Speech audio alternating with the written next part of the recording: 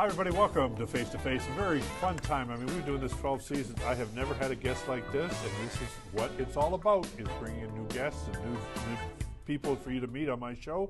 It is Mark Bradac. He is the Pond Man of Windsor. How are you? Yo, hi, John. How are you? Nice to see you. Welcome. Look at this, rings and things. What do you think? Look at this. Well, I guess you you got to have that look if you're a pond guy. You think so? You Look don't at think this. it's too much? No. Don't worry about God. Don't worry about gaudiness. We've had politicians and other people here. There you go. Can send them down my way. I can hook them up. Well, let's talk about this. You have just, skyrocketed of what a Pond Star. I mean, we're calling you Pond Star, but we know he's the Pond Man. But the Pond Stars and the fun thing it's been with the people in Vegas and everything, and some other TV shows. But you got picked up. But this is not something you just created. You have lived this life. Yes. Talk about growing up in the Pond family. Well, first of all, John, I'm 56 years old. I was just getting ready to kind of grab the rocking chair, retire, sit on the Ponderosa. That's the name of my ranch. Are you kidding me? No, I'm not kidding you. The Ponderosa. The Ponderosa, P-A-W-N. I guess it's appropriate. Sure.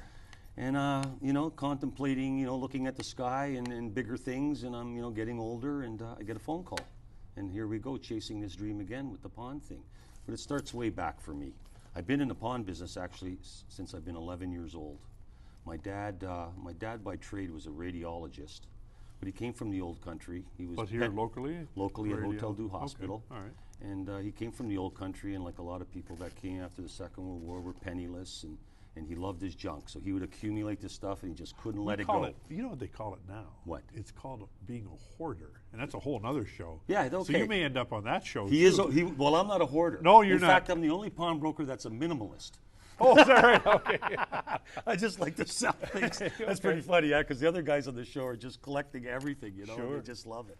Me, no, I'm not much There's for no it. money in collecting. Well, I've been in it for so long, Right. I guess you just get tired of So looking 11 at years stuff. old, your dad starts into this. Well, my dad's at home, and my mother, and he's just collecting this stuff, and the house is getting fuller and fuller, and she says, you really got to get this stuff out of the house.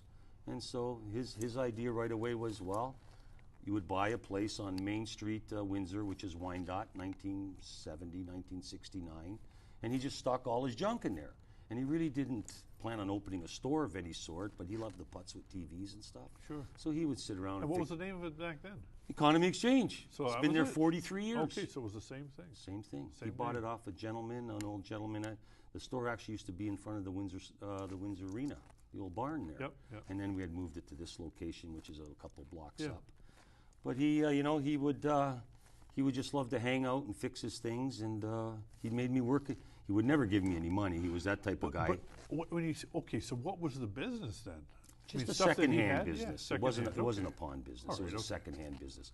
But his idea of doing, buying stuff was going to the Sally Ann or the St. Vincent de Paul. He'd buy up all garage their sales junk or whatever, and he'd yeah. just dump it all in the store, go through it, fix a couple TVs. Boy, oh boy, this is a collection. This is think about this. This is hoarding. This is Hoarder Show.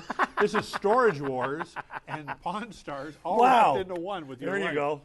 And this is 1969, so it's before everybody, right? Wow.